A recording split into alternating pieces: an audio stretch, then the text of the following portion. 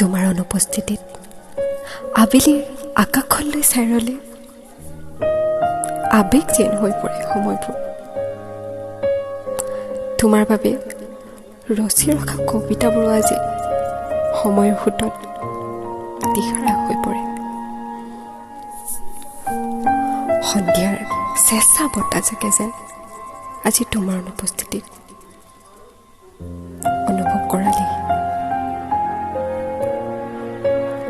মই যেন প্ৰেমৰ আতুৰতাত তৃপ্ত হৈ থকা এক অজান প্ৰেমী। অলেখ স্বপ্ন ৰচি পাৰ কৰা উজাগৰি নিশাবোৰ আৰু তোমাৰ বাবে সাঁচি ৰখা মৰমবোৰ বৰ যন্ত্ৰণাও। এতিয়া যেন সময়বোৰ নিষ্ঠুৰতাৰ মাজত আবদ্ধ।